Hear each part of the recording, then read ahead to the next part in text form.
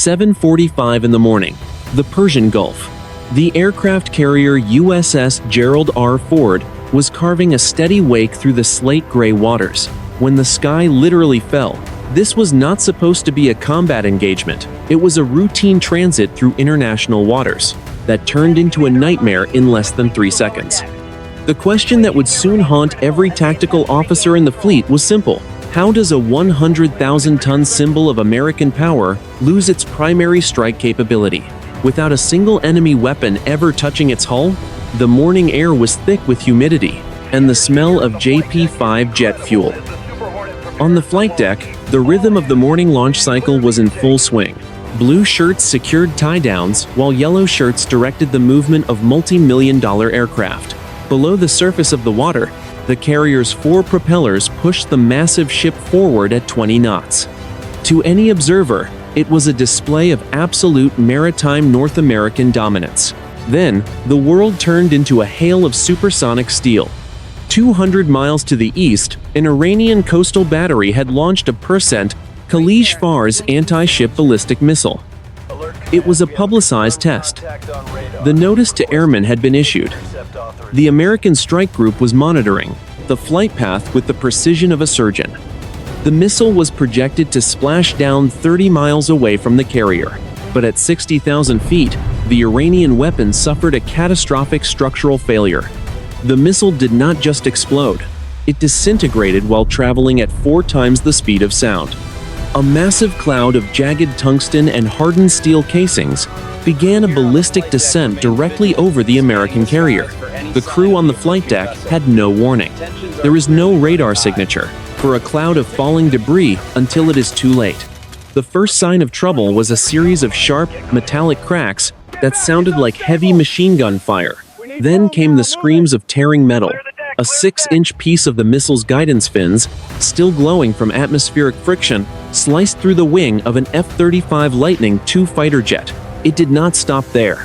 The debris punched through the fuselage of a nearby FA-18 Super Hornet, severing hydraulic lines and igniting a small, intense fire. Across the deck, the scene was repeated with terrifying speed. 14 aircraft were struck in a matter of heartbeats. Some suffered shattered cockpits. Others had their engine intakes shredded by smaller fragments of the Iranian missile. The most advanced air wing in the world was being dismantled by falling trash. Inside the primary flight control center, the air boss watched in stunned silence as his deck turned into a Brassin graveyard of dead jets. The status boards shifted from green to red in a cascading wave of failure. 14 aircraft were now non-mission capable. The Gerald R. Ford was effectively a giant floating runway with nothing left to launch. In the Combat Information Center, the atmosphere was even more tense. The tactical action officer stared at his display. The air was silent for a moment, save for the hum of the air conditioning and the frantic reports coming over the radio. Bridge. Combat. We have confirmed multiple impacts. On the flight deck, the tactical action officer reported. His voice was clipped and professional, but his knuckles were white. Damage control teams are responding. We are assessing the status of the air wing. The captain stood at the center of the room. Was it a direct hit? Negative, sir. Debris from the Iranian test. We were showered. The captain looked at the main tactical plot. The Iranian coastline was a jagged line of potential threats. Informed the admiral. We are currently unable to launch or recover aircraft. The damage report was not even half finished when a new sensor technician shouted over the noise of the room. Contact. Air. Multiple signatures rising from the mainland. Bearing 080. Speed is high. Profiles match the NOR anti-ship cruise missile. The room went cold. The first event had been an accident. The second launch looked like an execution.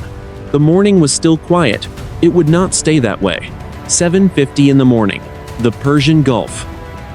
On the flight deck of the aircraft carrier, the transition from routine operations to a mass casualty event took less than 60 seconds. The air boss, Commander Miller, looked down from his glass-enclosed perch in primary flight control. Below him, the once orderly deck was a landscape of jagged metal and leaking fluids. The smell of high-grade aviation fuel was overpowering. Commander Miller keyed his radio. All personnel, stand clear of the debris. Damage control teams, move to the jet fighter on Catapult 1. We have a confirmed fuel leak. The response was immediate. P-25 firefighting vehicles roared to life, their yellow frames weaving between the silhouettes of dead aircraft. Sailors in purple and red jerseys scrambled with foam hoses. They moved with the practiced grace of men and women who lived on the edge of a volcano. But today, the volcano had erupted from the sky.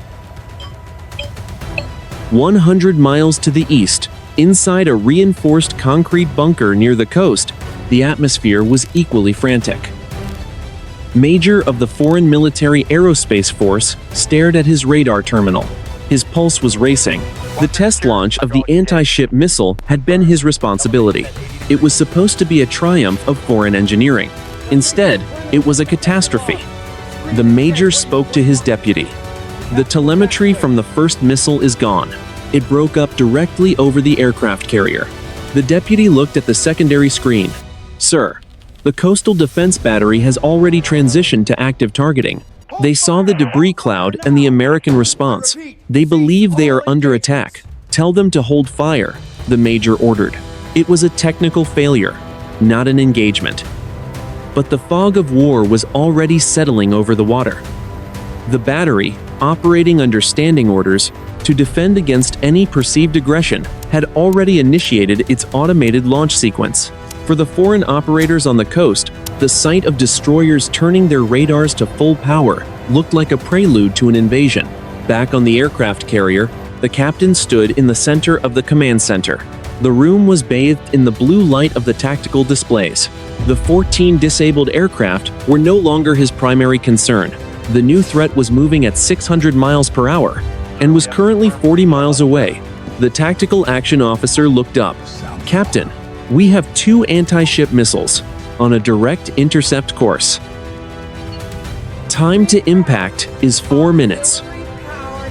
The captain turned to the radio operator. Get the Foreign Coordination Center on the bridge to bridge. Tell them their test went wrong. Tell them we are declaring a state of self-defense. The radio operator shook his head. Sir, they are not responding.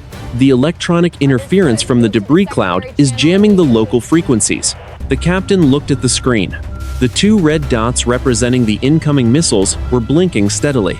They were closing the distance with every second.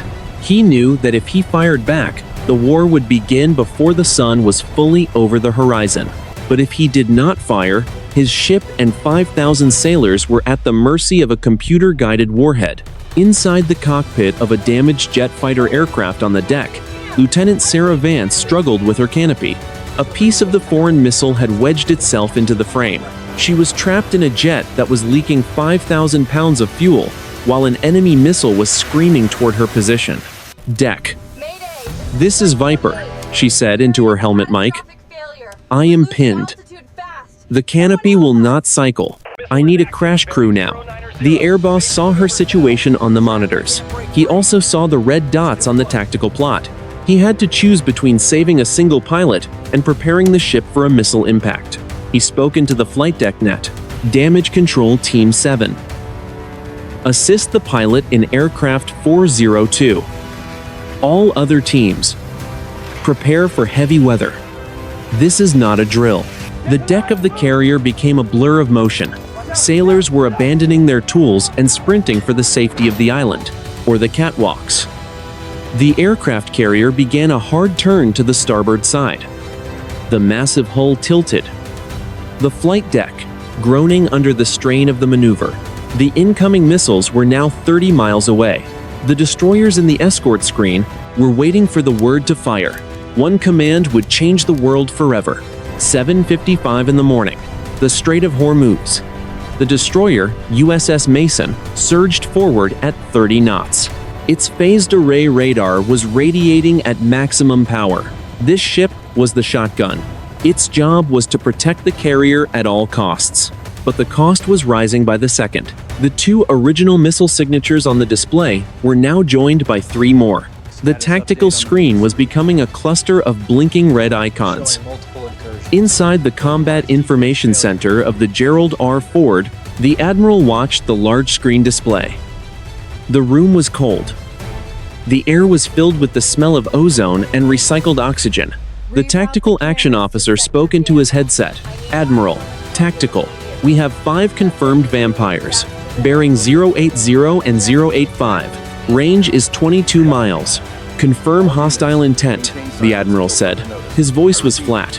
"Professional. Sir, they are locked on our hull signature. They are flying a terminal attack profile. They are not deviating." The captain of the Ford looked at the Admiral. "Rules of engagement. Sir, do we have authority to strike the launch sites on the coast?" "Negative," the Admiral replied. "National Command Authority has not authorized strikes on Iranian soil. We defend the ship only. We do not escalate. Not yet. Admiral, we have 14 birds dead on the deck," the captain said. "If we do not silence those batteries, they will keep throwing steel until they find a hole in our screen. We are a stationary target while we clear that debris." A pause followed. The room was silent except for the chirping of the radar consoles and the low hum of the cooling fans. "Defend the ship," the Admiral repeated. "Engage the inbound threats." 30 miles away, at the Jas Coastal Battery, the situation was spinning out of control. The local commander was a young officer named Captain Soleimani. He was not receiving orders from his superiors in Tehran. His communications were dead. The powerful electronic warfare suite of the American carrier group was flooding his frequencies with white noise. To Soleimani, the silence was an omen. He assumed his headquarters had been destroyed by a preemptive strike. He assumed the war had already begun while he was waiting for a dial tone. "Load the next volley," Soleimani ordered his crew. "Target the escorts. If we cannot hit the carrier through her jamming, we will strip her of her shields." Back on the flight deck of the Ford, the air boss was still watching the rescue of Lieutenant Vance. The crash crew had reached her jet with a hydraulic spreader. They were prying at the twisted metal of her cockpit frame. "Almost there, Viper," the lead technician said. His face was covered in soot. "Hurry," Vance replied. She could hear the sirens wailing from the island. She knew what those sirens meant. She was sitting in a target. The carrier's close-in weapon system began to slew toward the horizon. The 6-barrel Gatling guns moved with robotic precision. They were the last line of defense. The first inbound missile was now 20 miles out. It dropped its altitude to 20 feet above the water. It was now a sea skimmer. It was intentionally hiding in the radar clutter of the waves. The tactical action officer spoke again. "The Mason is engaging. Surface-to-air missiles away." 2 interceptors streaked away from the destroyer. They left long, white trails of smoke against the bright blue sky. They climbed high before diving toward their targets. But as the interceptors reached their apex, a new alarm sounded in the carrier's command center. It was a low-frequency pulse. "New contact. Subsurface. Bearing 180. High speed. We have a torpedo in the water." The threat was no longer just coming from the sky. The morning was becoming a trap. 8 o'clock in the morning. The Strait of Hormuz, the world's most important oil artery, was shrinking by the minute. On the bridge of the Gerald R. Ford, the view of the horizon was obscured by the smoke of defensive interceptors. The USS Mason had just fired 4 surface-to-air missiles. They climbed into the sky like white pillars. This was the opening move. In a chess game where the pieces moved at Mach 2. Inside the Combat Information Center, the Admiral stared at the blue and red symbols. The torpedo contact was the new variable. It was a jagged line moving first, at 45 knots toward the carrier. The sonar supervisor spoke into the internal net. "Admiral, sonar. The contact is consistent, with a wake-homing torpedo, likely launched from a Gadir-class midget submarine. Range is 4,000 meters. Evasive maneuvers," the captain ordered. "Drop the acoustic decoys, now." On the fantail of the carrier, a small launcher fired. A cylindrical device splashed into the water. It began to emit a high-pitched scream, mimicking the sound of the carrier's massive engines. It was a digital ghost, designed to lure the torpedo away from the hull. But the air threat was not waiting for the sea threat to resolve. The tactical action officer called out. Mason reports 2 intercepts, 2 vampires splashed, 3 remaining. Range is 12 miles. The admiral turned to the air boss on the radio. Boss, I need eyes. Get a Hawkeye in the air. I do not care if the deck is covered in trash. Use Catapult 4. Catapult 4 was on the waist of the ship, furthest from the debris field. It was the only part of the flight deck not littered with the remains of the F-35 fleet. A Northrop Grumman E-2D Hawkeye, the carrier's flying radar station, was already taxiing toward the shuttle. The pilot of the Hawkeye, call sign Guardian 1, felt the vibration of the ship's turn. Control. Guardian 1 is ready. Engines are at 100%. Guardian 1, you are cleared for immediate launch, the air boss responded. The steam-powered catapult fired with a violent jolt. The Hawkeye was flung into the humid morning air. Its large radar dish began to rotate immediately. As the aircraft climbed to 5,000 feet, the entire tactical picture changed. The Hawkeye pilot spoke to the carrier. Ford, Guardian 1, we have a massive surface contact. 50-plus fast attack craft departing Bandar Abbas. They are moving at high speed. They are spreading out into a swarm formation. The situation was no longer a misunderstanding between 2 batteries. It was a coordinated, multi-domain assault. 60 miles away, inside the Iranian Naval Operations Center, the decision had been made at the highest level of the regional command. They did not see the debris on the American deck. They saw an American carrier group maneuvering aggressively near their territorial waters. They saw their test missile destroyed and interpreted it as an American interception of a sovereign weapon. To the Iranian commanders, the Americans had fired first. The commander of the fast boat swarm, a veteran of 20 years in the IRGC Navy, looked at his fleet. His boats were small, made of fiberglass, and carried C-700-4 anti-ship missiles. They were hard to track and easy to replace. Close the distance, he ordered over the tactical net. Do not let them focus their fire. We hit them from every side at once. Back on the Ford, the captain looked at the admiral. The weight of the moment was visible in the lines on his face. Sir, if those boats get within 10 miles, we will not be able to stop them all.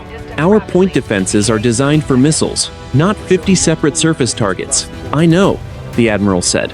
We have 10 minutes before this becomes a shooting gallery. Bridge. Signal the Mason and the McFall. Tell them to prepare for surface engagement.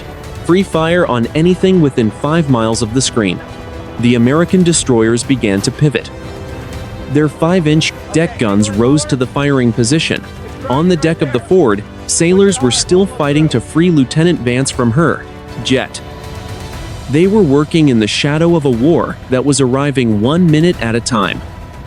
The morning sun was high now. The water was no longer gray. It was a bright, cruel blue. 8:00 to 5 in the morning. The central Persian Gulf. The defensive screen of the carrier strike group was beginning to fracture under the weight of the saturation attack. On the bridge of the Gerald R. Ford, the vibration of the ship's 4 massive bronze propellers was a constant, low-frequency shudder. The carrier was pushing 30 knots, its hull cutting a white scar across the blue water as it attempted to outrun the wake-homing torpedo. Inside the Combat Information Center, the sonar supervisor's voice rose an octave. Admiral, torpedo is merging with the decoy. Impact in 10 seconds. 5, 4, 3. A muffled, heavy thud vibrated through the steel floor. It was not a direct hit on the hull. The torpedo had detonated against the acoustic decoy 200 meters off the stern. The shockwave rattled the light fixtures in the command center, but the carrier remained watertight. One threat down, the captain said. Status of the vampires? The tactical action officer did not look up from his screen. The 3 remaining NOR missiles have divided. 2 are targeting the Mason. 1 is still locked on us. Range is 8 miles. Crossing the outer defense layer now. On the horizon, the USS Mason was a silhouette of fire and smoke. The destroyer's 5-inch gun was barking in a rhythmic cycle, firing high explosive shells at the incoming sea skimmers. A cloud of black smoke erupted near the destroyer's bow as its close-in weapon system, the Phalanx Gatling gun, opened fire. One of the foreign missiles disintegrated in a ball of orange flame just 500 yards from the naval warship's hull. But the third missile was still coming for the aircraft carrier. High above the chaos, the crew of the Hawkeye, Guardian 1, looked down at a scene of impending slaughter. The radar operator spoke into the net. Forward. Guardian 1. The fast boat swarm is splitting into 3 prongs. They are trying to bracket the strike group. They are inside 10 miles. We count 42 separate surface contacts. Many are armed with multiple launch rocket systems. The Admiral grabbed the rail of the tactical plot. They are going to try and saturate our defenses at point-blank range. Captain, order the Mason and the McFall to engage the swarm with everything they have. If those boats get within 5 miles, they can overwhelm our sensors. On the flight deck, the rescue of Lieutenant Vance reached a breaking point. The crash crew had finally sheared through the titanium canopy rail. The jagged metal groaned as it was pulled back. "Viper, get out, now," the lead technician shouted. Vance did not hesitate. She scrambled out of the cockpit, her flight suit snagging on a piece of debris from the foreign missile. She tumbled onto the non-skid surface of the deck just as the ship began another violent maneuver. "Clear the deck," the air boss screamed over the loudspeakers. "Prepare for incoming fire." 5 miles away, the commander of the armed patrol boat swarm stood in the open cockpit of his lead vessel. The wind was whipping his hair as the boat crested the waves at 50 knots. He saw the massive wall of the American carrier looming on the horizon. He saw the smoke of the defensive missiles. To him, the foreign military looked desperate. "Fire the rockets," the commander ordered. "Aim for the flight deck. If we cannot sink her, we will make sure she never flies an airplane again." A volley of 12 tube rockets launched from the decks of 20 different boats. 140 rockets streaked into the sky, creating a literal wall of fire. They were unguided, but at this range, accuracy was a secondary concern. They were designed to turn the carrier's flight deck into a furnace. Inside the aircraft carrier, the tactical action officer's voice was a flat drone. "Racket detected. Mass rocket launch. Flight time is 40 seconds. We have 1 cruise missile at 4 miles. We are in the terminal phase." The admiral looked at the captain. "Turn the ship. Give them the smallest profile possible. All hands brace for impact." The aircraft carrier leaned hard to port. The 14 disabled jet fighter aircraft on the deck began to slide toward the edge of the ship. Metal groaned against metal. The sound of thousands of tons of steel shifting was like a physical weight in the room. The morning was no longer a misunderstanding. It was a commitment. Both nations were now standing on the edge of a cliff, and the wind was blowing very hard. 8:10 in the morning. The Strait of Hormuz. The Nor cruise missile was 3 miles out. It was moving at 600 miles per hour, just 20 feet above the Whitecaps. Inside the Combat Information Center of the Gerald R. Ford, the tactical action officer shouted over the din of alarms. "Vampire, 3 miles. Crossing the wake." The captain gripped the armrests of his command chair. "Engage with Sea Sparrow. Battery 1 and 2. 2 missiles flashed from the side of the carrier. They were short-range interceptors, spiraling into the morning haze with a roar that vibrated through the hull. A second later, a bright orange flash lit the horizon. The Nor missile was gone. It had been turned into a cloud of burning aluminum and high explosives just 2 miles from the ship. But the rockets were still falling. The Iranian swarm commander watched from the open bridge of his fast boat. He could see the massive gray wall of the carrier through the spray. "Now, hit the flight deck. Blind the giants." 140 unguided rockets rained down on the American strike group. The first one hit the water 50 meters from the carrier's hull, sending a massive plume of white spray into the air. The second rocket was a direct hit. It struck the island of the carrier, impacting just below the primary flight control windows. Glass shattered inward.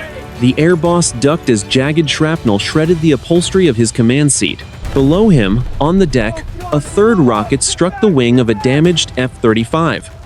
5,000 pounds of aviation fuel ignited instantly. The flight deck was now a furnace. Thick, Black smoke billowed into the blue sky, masking the sun.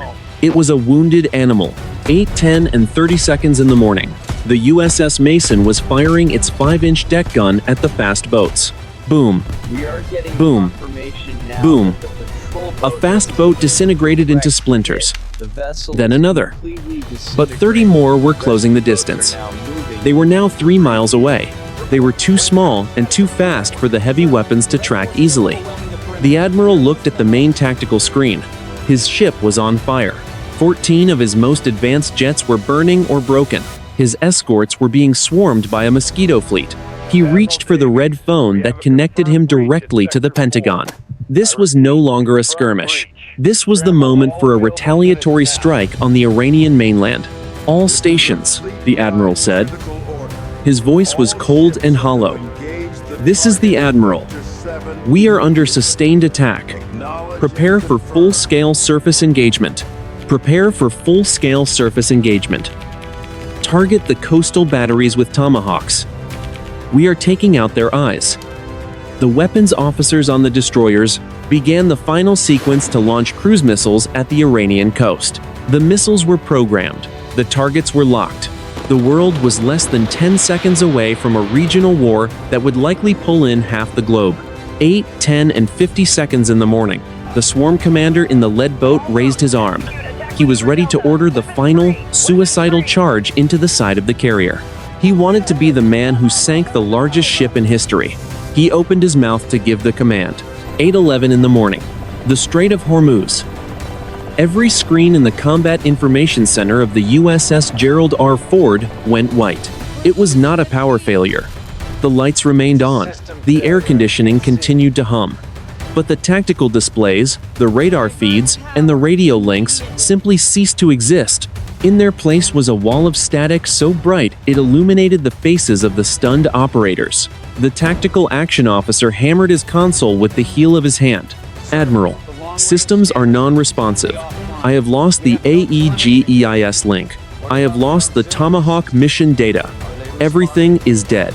The admiral stared at the white void where his war had been mapped out seconds ago. Is it an Iranian cyber attack? Did they just kill our network? Negative, sir, the officer replied. My diagnostic says the entire spectrum is being flooded. It is not a hack. It is a total atmospheric saturation. We are totally blind. 2 miles away, the Iranian swarm commander felt his boat shudder. His handheld satellite phone hissed, and the screen cracked from the center outward. His radio, which had been filled with the roar of his crews and the orders from the coast, went dead. He looked at the horizon. The massive American carrier was still there, a silhouette against the smoke, but his missile-targeting lights had turned from red to a dull, flickering yellow. The commander shouted into his radio. Command, Jask battery. Say again, we are losing guidance. What is the target? Only static replied. It was a high-pitched, digital shriek that forced him to tear his headset off. The rockets that had been fired seconds earlier were unguided. They continued their ballistic arcs, but without the course corrections from the shore-based radars, they were flying into empty space. Most splashed harmlessly into the sea, 300 meters short of the carrier. One more struck the side of the Ford's hull, but it hit the heavy armor belt of the waterline. It exploded with a flash, but it did no more damage than a firecracker against a tank. The 50 fast boats, once a coordinated predator, were now 50 independent pieces of fiberglass lost in a digital fog. They began to veer away from each other to avoid collisions. The swarm was breaking apart. On the bridge of the Ford, the captain looked through a pair of traditional glass binoculars. The digital age had vanished. He was back to the era of the mid-20th century. He had to rely on his own eyes. The boats are slowing down, the captain observed. They are breaking formation. They are circling. They are as blind as we are, the admiral said. He looked at the Tomahawk control panel. The ready-to-fire light was dark. The missiles remained in their tubes, their brains scrambled by whatever was washing over the strait. The war had been paused by a ghost in the machine. 5 miles to the south, a massive liquefied natural gas tanker was drifting near the shipping lane. It had been the unintended center of the electronic storm. A catastrophic failure in its experimental integrated bridge and satellite communications array had triggered a high-intensity emergency broadcast loop. It was a digital scream so loud and so wideband that it had drowned out every military frequency in the Strait of Hormuz. The silence on the radio was absolute. The only sound was the wind, the crackle of the fires on the flight deck, and the lapping of the waves against the steel. Inside the Ford's command center, the admiral let out a long, slow breath. His finger was still hovering near the button that would have launched 100 cruise missiles. He realized how close he had come to a decision he could never take back. "Tell the damage control teams to keep working," the admiral ordered. "Tell the deck crews to keep their heads down. We do not fire unless a boat comes within 500 yards. If we cannot see them, they cannot see us. We wait for the fog to lift." The morning was suspended in time. Two massive military powers were staring at each other across a few miles of water, both of them suddenly rendered helpless by a civilian malfunction. The crisis had reached its peak and then, quite literally, vanished into the air. 8:15 in the morning. The Persian Gulf. The silence that followed the electronic blackout was more terrifying than the roar of the rockets. On the bridge of the Gerald R. Ford, the captain looked out through the salt-crusted windows. The fires on the flight deck were still raging. Thick, oily smoke from the burning F-35 jets was drifting across the bow, partially obscuring the view of the Iranian fast boats. "Damage control. Status," the captain said. His voice was calm, but it was the calm of a man standing on a landmine. The internal comms were still working on a local, hardwired circuit. The air boss responded from a secondary station. "Captain, fires on catapults 1 and 2 are under control. We have lost 14 aircraft. We have 3 sailors with minor burns. We are currently dragging the wreckage to the edge of the deck." "The swarm? They are just sitting there, sir," the air boss replied. "They are drifting at 2 knots. They look as confused as we are." The admiral stepped away from the dead tactical screen. He looked at the manual clock on the bulkhead. It had been exactly 4 minutes since the world had gone digital dark. "They were seconds away from a final charge," the admiral said. "Whatever that interference was, it saved us from firing those tomahawks, and it saved them from being vaporized." 8:20 in the morning. 5 miles away, the Iranian swarm commander stood on his lead boat. He was holding a pair of old Soviet-era binoculars. He watched the American carrier. He expected to see the flash of deck guns. He expected to feel the impact of a Hellfire missile. But the Americans were not firing. "They are not engaging," the commander whispered to himself. His deputy looked at the silent radio. "Sir, we have no guidance. We have no orders. If we attack now, we are doing it alone, without cover." The commander looked at his men. They were young, they were brave, but they were also paralyzed. The lack of data had stripped away their aggression. In the modern age, a soldier without a signal is a soldier without a mission. "Signal the other boats," the commander ordered. "Maintain distance. 500 meters between vessels. Do not point the rocket tubes at the carrier.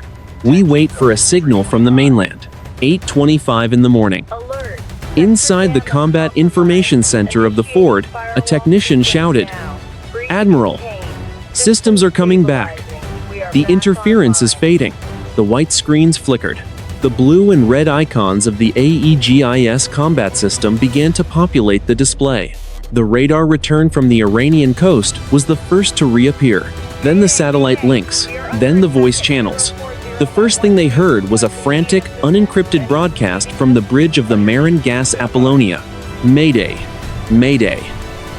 This is the tanker Apollonia. We have suffered a total system short circuit. Our emergency beacon is stuck in high output mode. We are drifting and unable to shut down the broadcast. Any vessel in the vicinity, please assist." The tactical action officer looked at the admiral. "It was the tanker, sir. A civilian technical failure. It flooded the entire spectrum with an emergency override signal." The admiral sat back in his chair. He felt the weight of his years in his bones. The 14th century logic of the Strait had almost been decided by a 21st century glitch. "Confirm the location of the Apollonia," the admiral said, "and get me a direct line to the Iranian Coordination Center.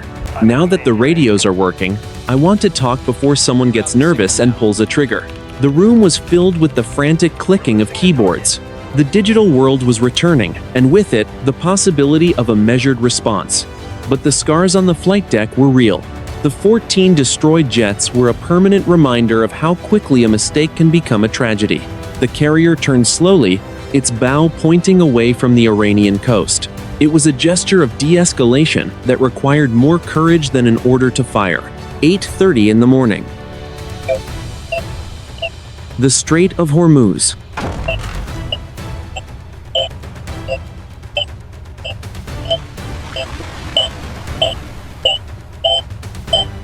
On the flight deck of the USS Gerald R. Ford still choked the air. The carrier's internal communications were now fully restored. On the bridge, the radio operator adjusted his headset as a clear signal finally broke through the static of the last 10 minutes. The admiral stood over the communications console. "Get them on the bridge-to-bridge. Channel 16. Unencrypted. I want everyone in the Gulf to hear this." The radio operator nodded. Ford calling Iranian Coast Guard and Naval Command. "This is United States Navy Strike Group 12. We are declared in a state of emergency due to a technical accident. We have suffered significant damage from your missile debris. Repeat, your test missile disintegrated over our deck. We are currently engaged in damage control. We have no hostile intent. Acknowledge." A long pause followed. The only sound was the hum of the bridge electronics and the distant roar of the firefighting crews on the deck below. Then, a voice crackled over the speakers. It was accented but clear. Professional. United States Strike Group 12. This is Bandar Abbas Coordination Center. We acknowledge your transmission. We have also suffered a total communications failure. Our coastal batteries and surface craft are being ordered to stand down. We confirm the failure of our test vehicle. It was a mechanical malfunction. We did not authorize an engagement. The admiral closed his eyes for a second. The tension in his shoulders did not vanish, but it shifted. Bandar Abbas. We are maintaining our current course at reduced speed to facilitate firefighting. We request you maintain a 5-mile buffer zone with your surface craft. We do not want any further misunderstandings. Agreed, the Iranian voice replied. Our fast boat swarm is being recalled to port. We will maintain the buffer. 8:35 in the morning. On the flight deck, the change in posture was immediate. The sailors of the crash crew, who had been bracing for a second rocket attack while trying to put out the fires, saw the Iranian boats turn away. The 50 fiberglass vessels began to pivot in unison, their wakes carving white arcs in the blue water as they headed back toward the mainland. Lieutenant Sarah Vance sat on the non-skid deck, her back against the island. Her flight suit was torn, and her face was smeared with soot. She watched the last of the Iranian boats disappear into the haze. She was alive, but she was looking at the charred remains of 14 of the most advanced fighter jets ever built. "They're leaving," the technician beside her said, wiping sweat from his eyes. "For now," Vance replied. She looked at the twisted metal of her own cockpit. "We almost started a war over a piece of falling trash." 8:45 in the morning. Inside the Combat Information Center, the Tactical Action Officer began the grim process of a full damage assessment. The red icons on the screen were turning green as the threat level dropped. The Tomahawk missiles were stood down. The AEGIS system was returned to a surveillance mode. The captain turned to the admiral. "Sir, we have a report from the tanker Apollonia. They have managed to cut power to their emergency broadcast system. Their bridge crew is apologizing. They had a catastrophic short in their satellite array that triggered a high-gain loop. They had no idea they were jamming the entire military spectrum." The admiral looked at the large screen. The tanker was a tiny yellow dot on the display, drifting harmlessly. One civilian glitch. One failed missile test. 14 dead aircraft. And we were 10 seconds away from hitting the mainland. What do we tell? "The Pentagon, sir?" the captain asked. "The truth," the admiral said. "Tell them the hardware works too well. Our systems saw a threat and reacted." Their systems saw a threat and reacted.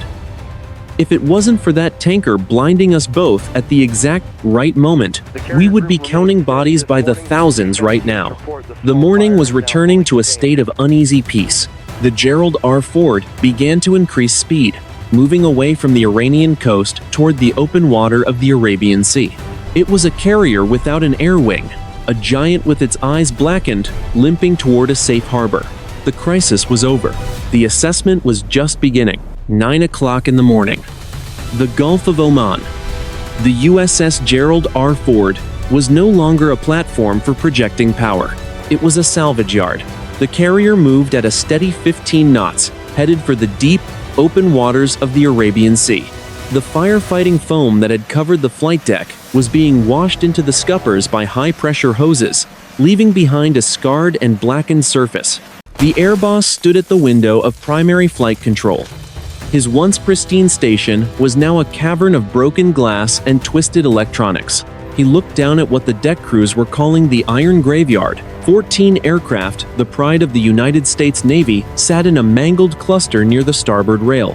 2 F-35 Lightning, 2 fighters and 12 F/A-18 Super Hornets were being stripped of their sensitive equipment before being shoved into the hangar bay, or, in 2 cases, pushed over the side to clear the deck.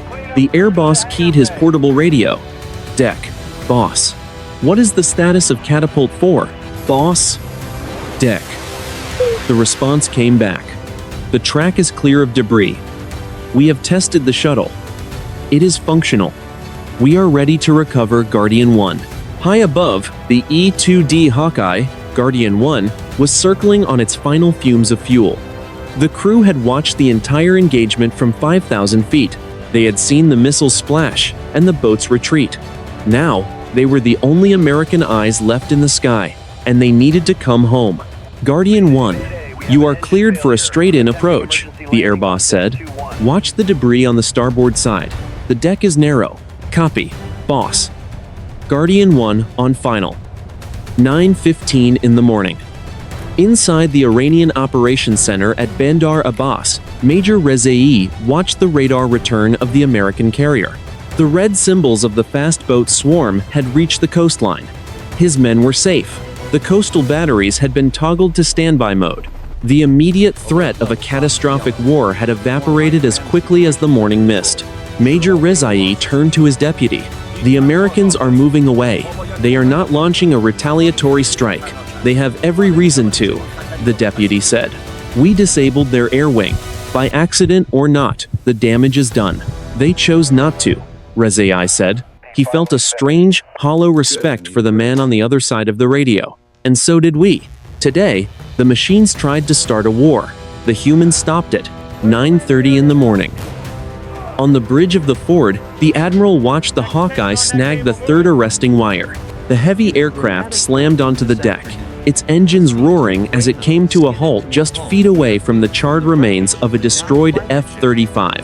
It was a perfect landing in an imperfect world. The captain approached the Admiral. He held a tablet with the preliminary damage report. 14 aircraft lost or disabled, sir. 3 sailors in the infirmary. Structural damage to the island is moderate. We are mission capable for defense, but our strike capacity is 0. The Admiral did not look at the report. He was staring at the horizon, where the Iranian coast was a faint, purple line in the heat haze. We were within seconds of launching Tomahawks at that coastline, Captain. Do you know what happens the day after we hit Bandar Abbas? Global oil prices triple. The strait is closed, and we are in a 3-front war by the end of the week, the captain replied. Exactly, the Admiral said. We survived today because of a malfunctioning gas tanker and a few seconds of common sense. We held the steel threshold, but the threshold is getting thinner every year. The Admiral walked toward the exit of the bridge, secure from general quarters. Set condition 3 throughout the ship. I will be in my cabin preparing the report for the Joint Chiefs. I imagine they will want to know how $1 billion of aircraft were defeated by a cloud of falling junk. The Gerald R. Ford continued its slow, heavy trek toward the south. The fires were out. The radios were clear. The weapons were stowed. The crisis had fully resolved. There was no celebration. No medals would be handed out for this morning's work. There was only the quiet, grim professionalism of a crew that had looked into the abyss and decided not to jump. 3 o'clock in the afternoon, 3 hours after the engagement. The Arabian Sea, the USS Gerald R. Ford, was now 400 miles from the Iranian coastline. The high-speed transit had put a safe distance between the carrier and the coastal batteries. On the flight deck, the silence was heavy. The only sound was the wind whistling through the jagged holes in the island and the rhythmic splashing of the sea against the hull. The admiral sat in his cabin, staring at a laptop screen. He was watching a high frame rate replay of the debris impact. In slow motion, the pieces of the Iranian missile looked like burning stars falling from the heavens. One fragment, no larger than a deck of cards, punched through the composite skin of an F-35 as if it were wet paper. The velocity was the killer, the air boss said, standing by the door. It was not the mass, it was the kinetic energy. At Mach 4, a bolt becomes a tank shell. The admiral nodded. We spent billions on stealth and electronic jamming. We built a shield against the most sophisticated missiles in the world, and we were crippled by a shower of jagged steel. It is a humbling lesson, boss. 14 aircraft. Sir, the air boss reminded him, that is 75% of our immediate strike capacity on this deck. We are lucky they did not send a second wave of missiles before the tanker jammed the signals. 3 o'clock in the afternoon. Tehran. Major Rezai stood before a semicircle of senior officers in a windowless room. The atmosphere was cold. He had been questioned for 3 hours. The failure of the test missile was a national embarrassment, but the subsequent escalation had terrified the leadership. The Americans did not retaliate, a general noted, tapping a pen against the table. Why? Because they were blind, General, Rezai replied, just as we were. The electronic interference from the civilian tanker created a window where neither side could confirm a target. By the time the signal cleared, the admiral on the carrier had chosen restraint over revenge. The general looked at the satellite photos of the damaged American deck. They are vulnerable. Even their giants can be bled by an accident. We are also vulnerable, Rezai said firmly. If those Tomahawk missiles had launched, Bandar Abbas would be a crater right now. We both survived by a miracle of technical failure. We should not count on a second one. 72 hours later. The Pentagon, Washington District of Columbia. The images from a National Reconnaissance Office satellite were projected onto a wall-sized screen in a secure briefing room. The resolution was so high that the analysts could see the individual scorch marks on the carrier's flight deck. A civilian intelligence analyst pointed a laser at the iron graveyard on the starboard side. This is the primary takeaway for the Joint Chiefs. We have a gap in our defensive doctrine. We can intercept a missile, we can jam a seeker, but we have no way to stop the ballistic debris of a successful intercept or a mid-air failure. A Navy captain in the back of the room leaned forward. Are you saying a near miss is as dangerous as a direct hit? In the age of hypersonic speeds, yes, the analyst replied. If a missile breaks up within 5 miles of a carrier, the debris field becomes a shotgun blast that covers several square miles. Our aircraft are too fragile to survive the shrapnel. The Gerald R. Ford was mission killed by a weapon that never even saw it. The report was titled The Steel Threshold. It was classified as top secret. It argued that the era of the supercarrier might be ending not because of enemy genius, but because of the sheer physics of modern speed. In a naval base in Oman, Lieutenant Sarah Vance walked down the gangplank of a transport ship. She had been evacuated along with other non-essential personnel while the Ford prepared for long-term repairs. She looked back at the massive ship, seeing the blackened scars on its side. She felt the weight of the moment in her chest. She realized that the world had changed in those 10 minutes of static and fire. The lines between a test, an accident, and a war had blurred into nothing. The report was finished. The analysis was clear, but the strategic fallout was only beginning to ripple across the globe. 1 week later, the Office of Naval Intelligence, Washington District of Columbia, 9:15 in the morning. A digital presentation flickered on the wall of a secure conference room. The image was a high-resolution 3D reconstruction of the airspace over the Strait of Hormuz. It showed the path of the Iranian missile, the moment of its disintegration, and the resulting cone of debris that had raked the deck of the Gerald R. Ford. The lead strategic analyst, a woman who had spent 20 years studying naval warfare, tapped a key on her laptop. The final assessment is what we are calling a kinetic mission kill. The ship itself was never in danger of sinking. Its hull remained watertight. Its nuclear reactors remained online. But its primary weapon, the air wing, was neutralized in less than 10 seconds by 100 pounds of unguided scrap metal. A senior admiral at the table leaned back, his eyes fixed on the simulation. And the cost? 14 aircraft rendered non-mission capable. Total replacement cost is approximately $2 billion. Repair time for the carrier's flight, deck, and island is estimated at 6 months. We have effectively lost a carrier strike group for half a year without the enemy ever firing. An intentional shot at the hull.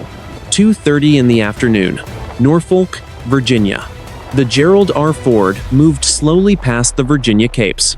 The massive ship was returning to its home port. On the pier, thousands of family members waited, but the mood was strangely quiet. Usually, a returning carrier is a cause for celebration.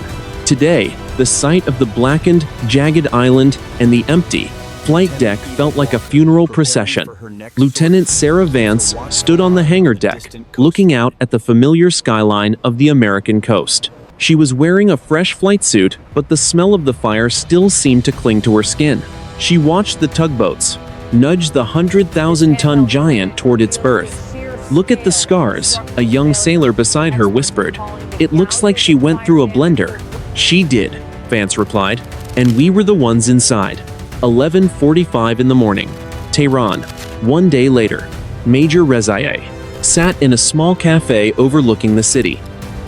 He was out of uniform, enjoying a rare moment of anonymity. He held a newspaper that showed a grainy satellite photo of the American carrier entering Norfolk. The headline spoke of a technical triumph and the restraint of the Iranian military. Rezaieh knew better.